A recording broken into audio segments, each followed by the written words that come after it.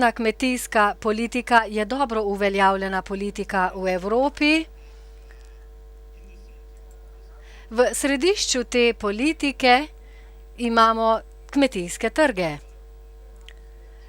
Razvoj podeželja, strukturni skladi, okoljski in socialni elementi, vse to je pomembno. Skupna kmetijska politika, njeno jedro pa je kmetijska proizvodnja in način, kako kmetje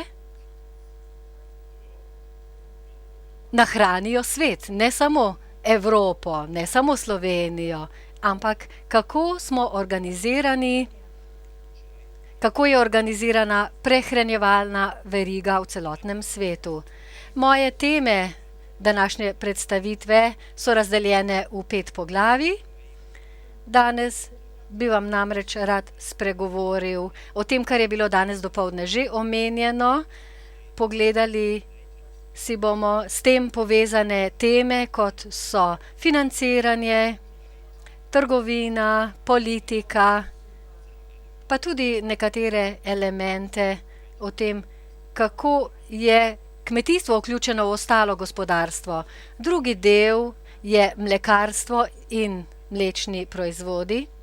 To je zelo pomemben sektor tudi za Slovenijo. Nato pa govedina, 35% BDP-ja predstavlja ta vaša proizvodnja. Potem pa še žita. Žita so osnova za živinorejo in vemo in dobro je vedeti, kaj se dogaja na tem področju. Če se strinjate, si bomo pogledali nekaj naslednjih prosojnic. Še zlasti se bomo pri tem osredotočili na to, kaj se je dogajalo v preteklosti. To je verjetno ena od tabel, ki prikazuje dolgo obdobje. Ta spremlja proračun za kmetijstvo v zadnjih 40 letih. Če gremo iz leve proti desni, vidimo, da smo začeli leta 1980 z 9 milijardami evrov tedaj. Potem pa smo že ob koncu sedanje finančne perspektive, ko pričakujemo približno 70 oziroma 60 milijard evrov. Takšen je razvoj. To je zgodba o uspehu, kajti finančna sredstva, ki smo jih dodeljevali, pomenijo pomembno podporo kmetijstvu. Pogledamo si lahko različne elemente, kje so bili potrošeni in kdaj. Tedaj se sama sestava izdatkov spremeni. Na začetku skupne kmetijske politike je bilo vse osredotočeno na izvozna nadomestila. To je rdeči stolpec, to so izvozna nadomestila, potem pa sledijo številni tržni ukrepi, to so javne intervencije in to je bež barva. Minister je že omenil težave, ki jih prinašajo reforme. Začeli ste leta 2004. Jaz osebno sem bil priča še drugim večjim reformam predtem v 90-ih letih, ko se je podpora premaknila od tržnih intervencij k direktnim neposrednim plačilom. To so modri stolpci. Vidimo, kje smo jih uvedli v 90-ih letih in sicer gre za nevezana plačila. Začeli pa smo s sistemom intervencij. Sedaj imamo ukrepe, ki so bolj ciljani na kmete, nato pa nadaljujemo s temi zelenimi, nevezanimi podporami in plačili, ki se dodeljujejo za poljščine in druge premije. Tukaj imamo še razvoj podeželja, to so lila stolpci, dokaj pomemben element, predvsem v zadnjem času. Kaj vam želim povedati? Naša kmetijska politika je v središču, kajti ta sredstva se dodeljujejo kmetom.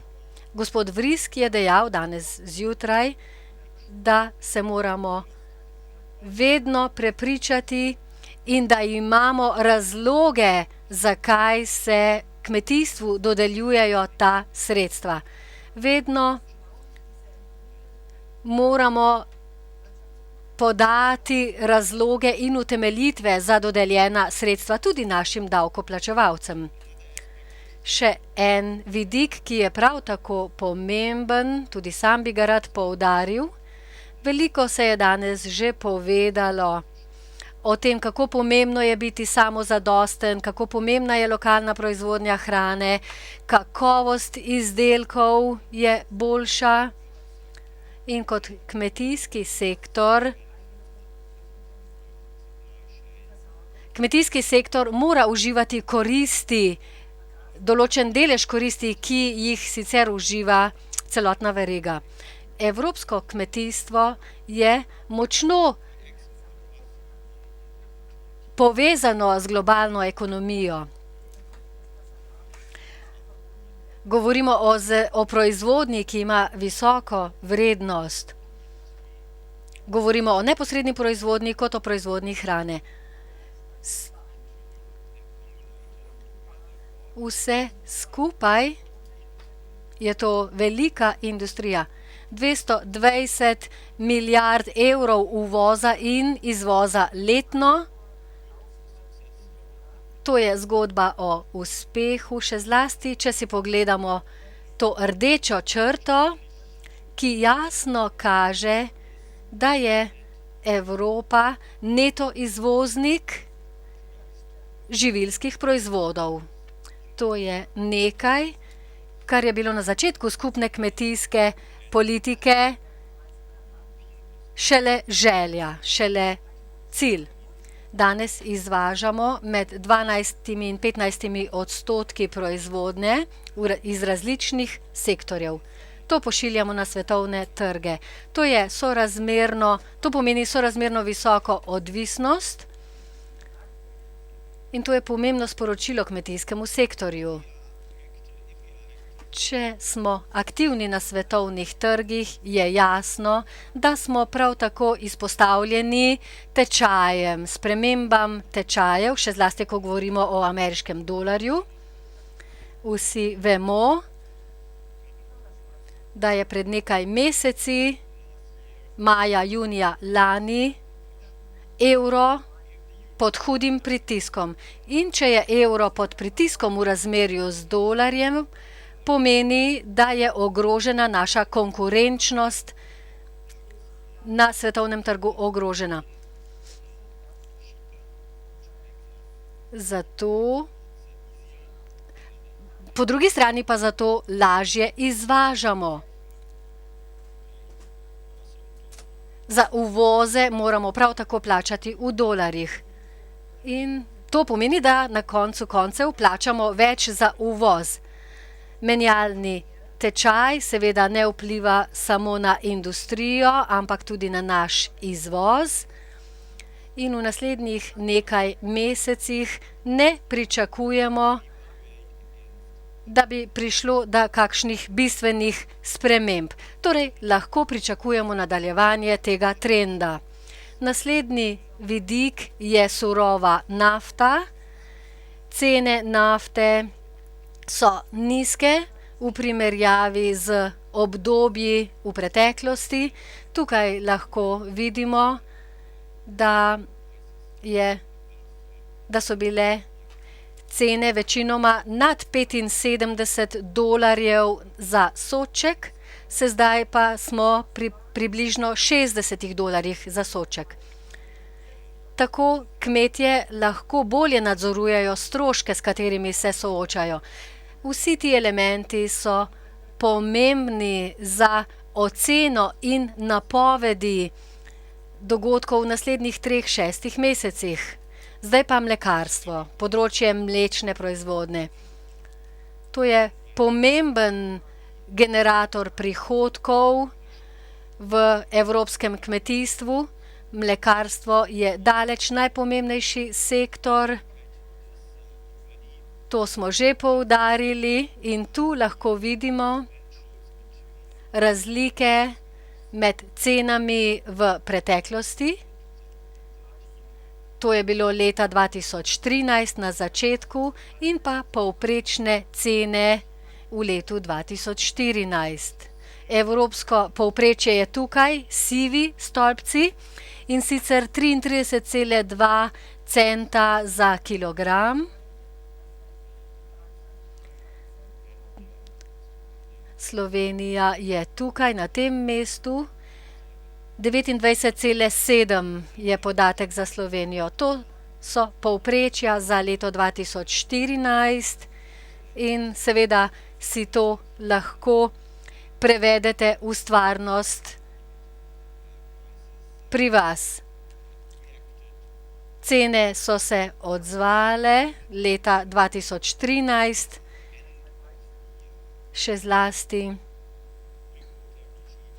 ob koncu režima sistema mlečnih kvot. Od 1. aprila naprej tega sistema nimamo več, od 1. aprila lani. In sedaj naj bi se kmetje pripravljali na proizvodnjo mleka, ne da bi se jim bilo treba držati kvot. Tega v preteklosti ni bilo in lahko vam povem, da so številke za lansko leto takšne, da kažejo, da je od januarja do decembra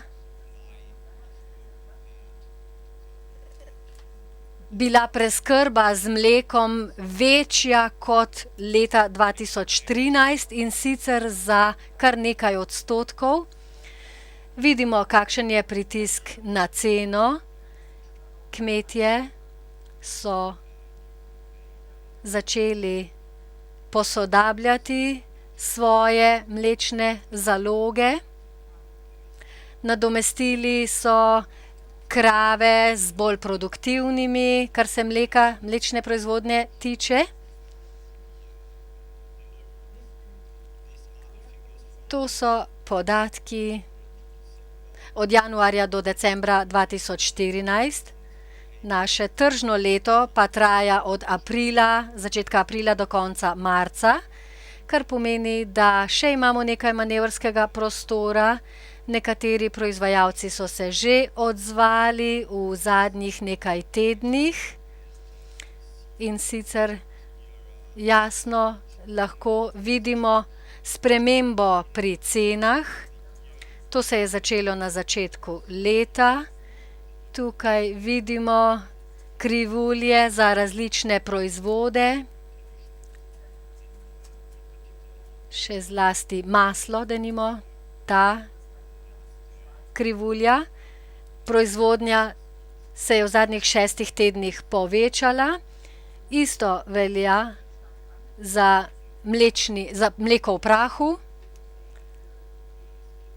pa tudi posneto mleko. Vidimo, da se količine spreminjajo vse od začetka leta. Trgovci so prav tako imeli drugačna pričakovanja. Za nas pa je jasno, da zimska depresija, kar se tiče cen, je minila in smo optimistični, da bomo dobro nadaljevali v naslednjih nekaj tednih. Kaj pa dolgoročno, to je drugo vprašanje. Tu moramo zelo previdno pogledati vse elemente. Kar zadeva izvoze masla in posnetega mleka oziroma posnetega mleka v prahu. Govorimo o 200 tonah mleka. Prav tako o znatnih količinah posnetega mleka v prahu. Kot smo lahko že videli, nas podpira menjalni tečaj, kar se tiče dolarja, zato imamo pozitivna pričakovanja, kar se tiče izvoza v prihajajočih mesecih. In vse to so dobre novice. Isto velja za sire in mleko v prahu, neposneto mleko v prahu. Izvažamo na trge tretjih držav, in sicer izvažamo v ekvivalentu 15 do 18 ton svežega mleka. To predstavlja 12% celotne proizvodnje v Evropi. Pa nadaljujmo z govedino. Trg govedine je relativno stabilen.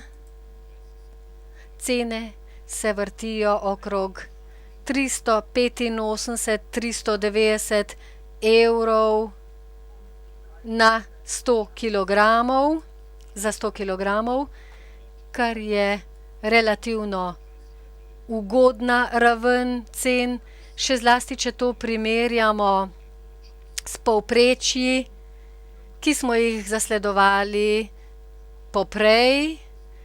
To so povprečne številke za obdobje od 2008 do 2012.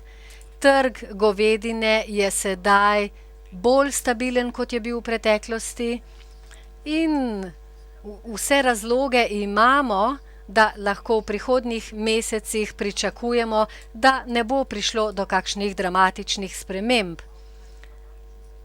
Še zlasti na podlaga dogajanj v zadnjih nekaj tednih. Naš trg z govedino se je namreč zelo stabiliziral. Ta preglednica pokaže pomembne podatke. Še zlasti si lahko ogledamo odvisnost od ruskega trga. Rusija leta 2014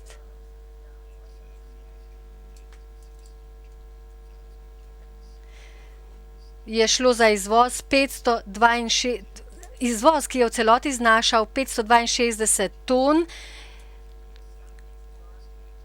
Od te celotne količine je kar 16% odpadlo na Rusijo.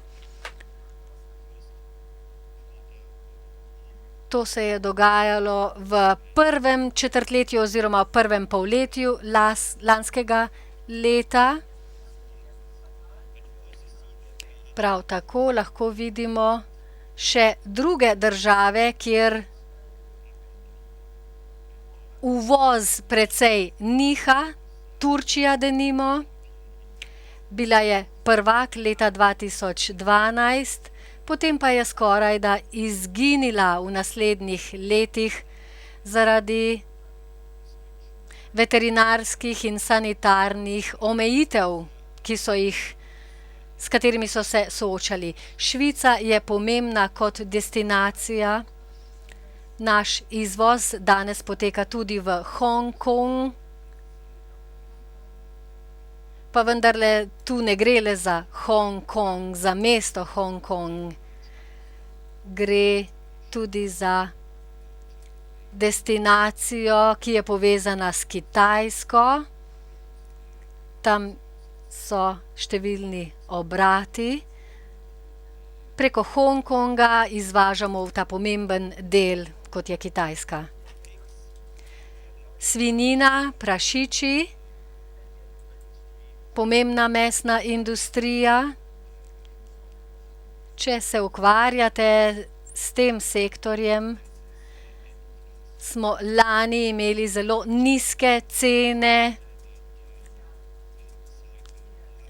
ciklus in težave, s katerimi smo se soočali, so povzročile vse to. Cene so bile nizke. Še vedno smo precej pod ravnjo, ki smo jo že dosegali leta 2010 pa vse do leta 2014. Tudi leta 2014 do poletja. To je primerjalni podatek za nas. Zelo previdni moramo biti na tem področju. Cene so se torej povečale in to je dobra novica za nas. To sprosti razmere, v katerih proizvajamo. Ta diagram prikazuje stanje, in sicer stroški krme glede na prodajno ceno prašičev. Kaj je pomembno pri tem? Tu so marže, kar ostane na koncu pri proizvodnji tone svinjskega mesa. Vidite lahko, da je na nekaterih posestvih to bilo težko obdobje. 50 evrov na tono marža. Ta marža ni bila dosežena. Ta obdobja poprej so drugačna. Veliki kmetje so lahko zaslužili in upamo, da bodo lahko še naprej proizvajali, čeprav so vmes tudi meseci, ko ne dosežejo teh 50 evrov. Toliko namreč povprečni proizvajalec oziroma rejec prašičev potrebuje, da dolgoročno preživi. Tukaj je velika zgodba o uspehu, odraža prožnost v Evropi. Govorimo o 2,6 do 3,1 milijonih tonah mesa v zadnjih nekaj letih. Leto 2014, zadnje leto, je bilo nedvomno posebno, kajti srečevali smo se s težavami, predvsem povezanimi z Rusijo, ki je naša glavna destinacija. Kajti tu je šlo za padec iz 750 ton na 66 milijonov ton.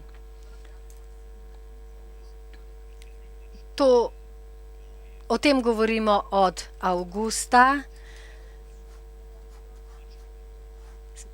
Rusi so uvedli posebne sanitarne ukrepe.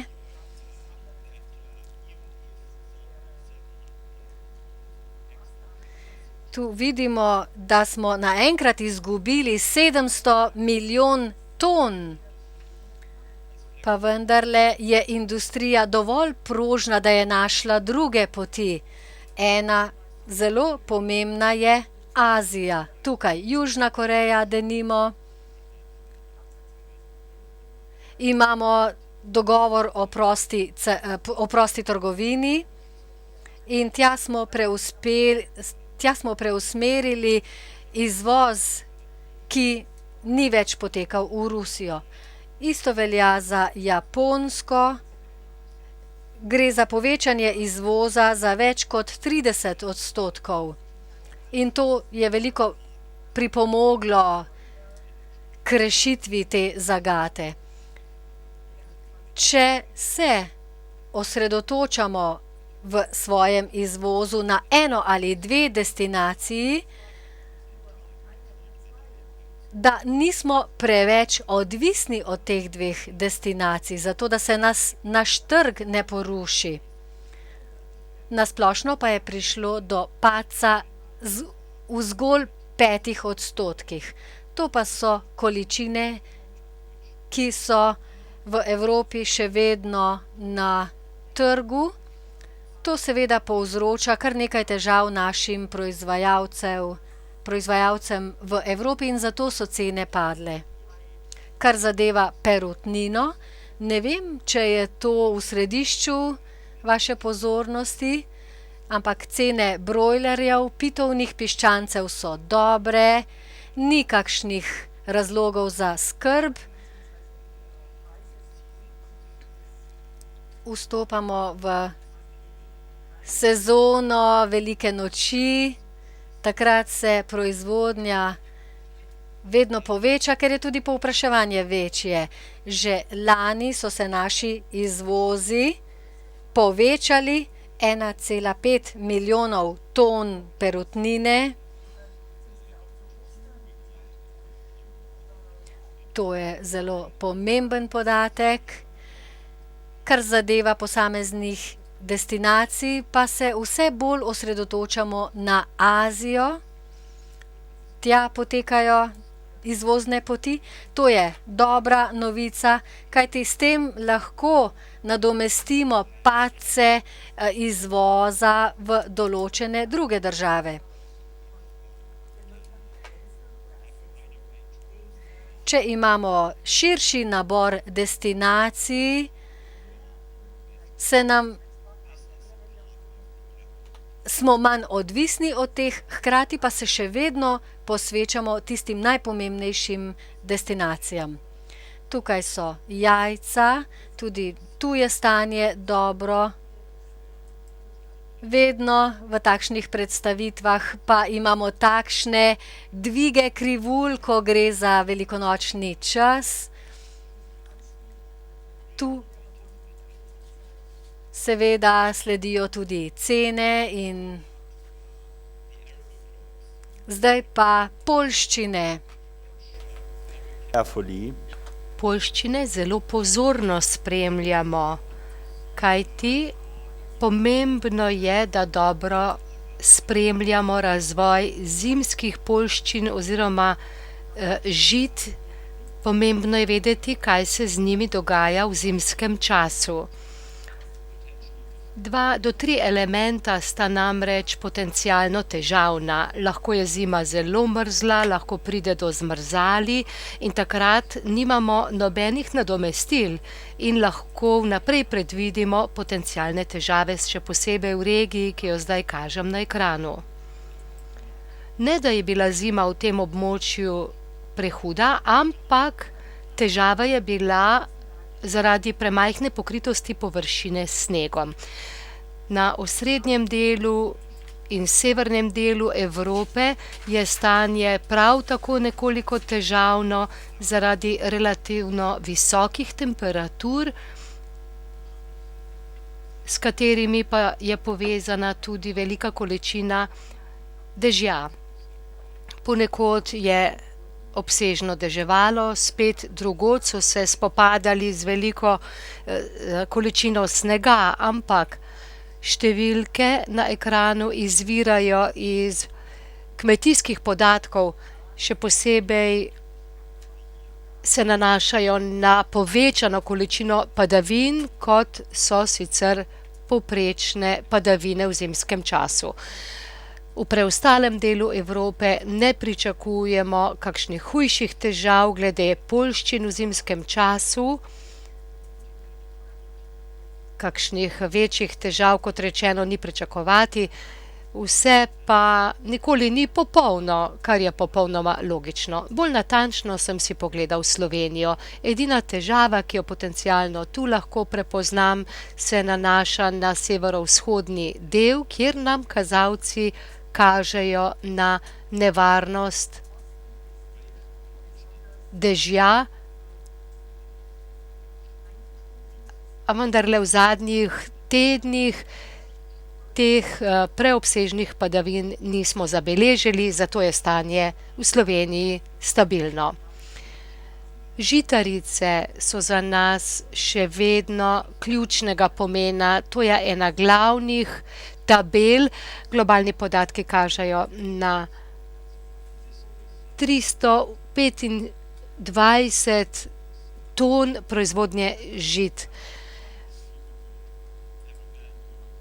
Proizvodnja je bila v zadnjih letih odlična. V Evropi imamo zelo dobre količine, ki so posledica dobrega prirasta žitaric, deloma pa te številke botrujejo širjenju kmetijskih površin za namen proizvodnje žit. Dosegli smo 326 ton, kar je rekord. Potem pa si lahko pogledamo porabo za ljudi, 66 milijonov ton. To je številka, ki jo seveda presega krma, 170 milijonov ton, je skorajda 3-krat toliko, kot je človekova poraba žit. Torej dosti več gre za krmo živali.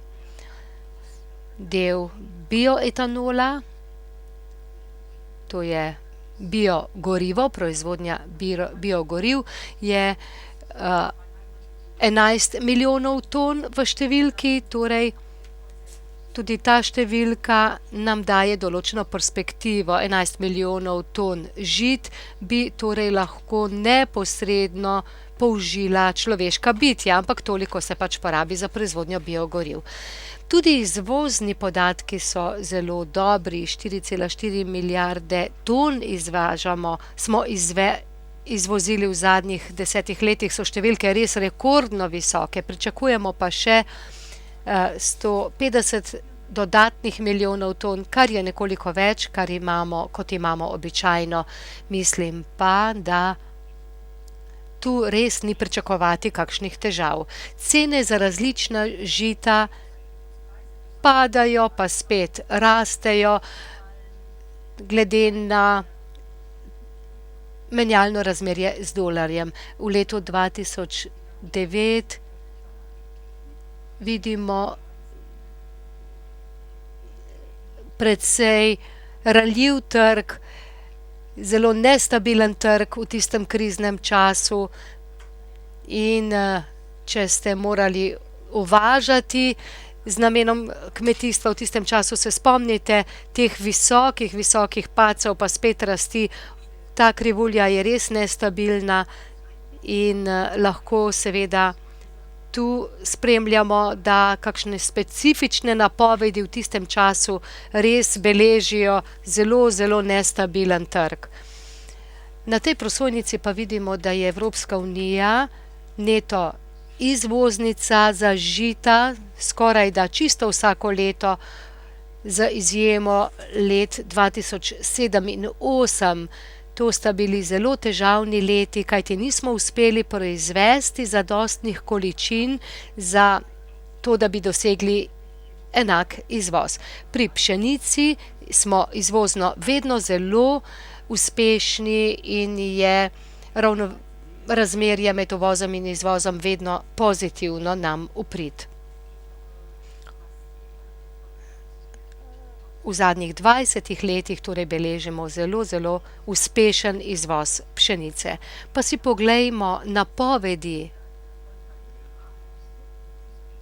za leto 2015 in 2016 za žitarice. Kaj torej načrtujemo? Začeli smo, kot vidite tule, z zelo visokimi napovedmi. Pričakujemo, da bodo količine sicer v letošnjem letu nekoliko nižje, ni nujno, da bodo vzrok slabe vremenske razmere. Razlog je v tem, da določeni proizvajalci so proizvedli sadike, ampak imajo manjšo površino, kmetijsko površino z namenom proizvodnje žitaric.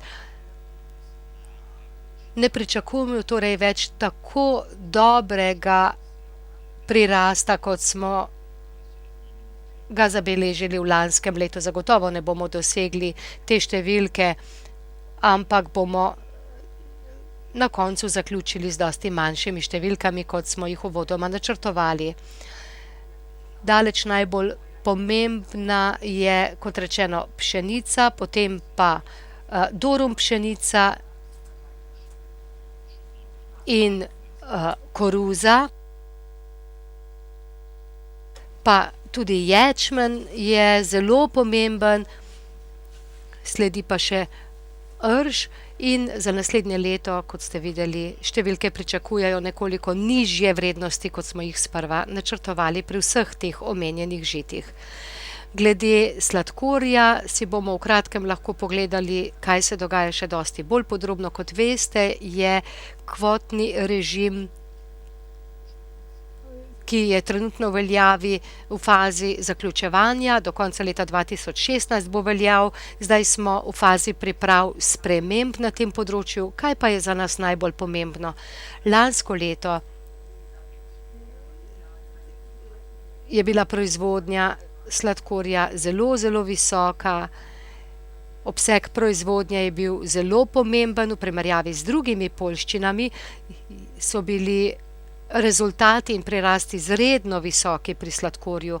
Na koncu leta pričakujemo, da bomo imeli zelo dobro zalogo, zagotovo 1 milijon ton nad pričakovanim, nekateri pa pravijo, da znajo biti vrednosti še višje, če bomo le delovali v normalnih pogojih. To pa nadalje razloži, kaj se dogaja v perspektivi razvoja cen. Modra črta kaže naše cene in kot vidimo, v tem trenutku so cene v padanju. Z današnjim dnem so cene, kot jih vidimo na ekranu, ampak pričakujemo padec cen še naprej. In tako je pomembno razumeti tudi nižje cene nafte, to pa ne podpira razvoja cen bioetanola, še posebej v Braziliji, ampak tudi v drugih delih sveta.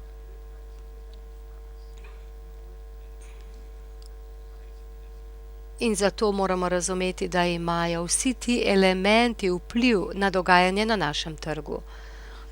Dovolite pa mi še nekaj komentarjev, s katerimi želim postreči s povzetkom z moje strani. Vedno je zelo težko delati kakršnekoli projekcije, še posebej, ko se oziramo v prihodnost. Vendarle pa obstajajo določeni elementi, ki podpirajo razvoj naših trgov, še posebej skupen izvoz in klima izvoza za kmetijske proizvode v Evropi. Zelo uspešno smo namreč uspeli rešiti dosedanjo rusko krizo.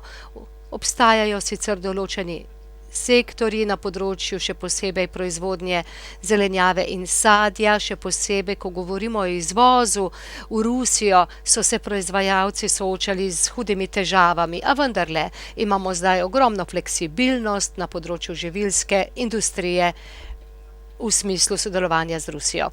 Naslednja stvar je relativno močen in stabilen dolar, kar nam daje primerjalno izvozno konkurenčno prednost. Še posebej za mlekarstvo in mlečne izdelke smo v prednosti, kajti cene se zdaj na novo vzpostavljajo in znova pridobivajo vzgon rasti, kar velja tudi za svinjsko meso. Tudi jajca in perutnine sem omenjal, kjer res nismo zaskrbljeni, stanje v tem sektorju ni zaskrbljujoče in tu torej ni videti kakšnih hujših problemov. Morebiti pa nas lahko skrbi sladkor. Videli ste količine, ki še vedno lebdijo nekje v zraku in bilanca na področju sladkorja že vpliva na trg. Naslednje tržno leto bo moralo dvigniti te vrednosti in videli bomo, kaj se bo dogajalo, še posebej v letošnjem letu.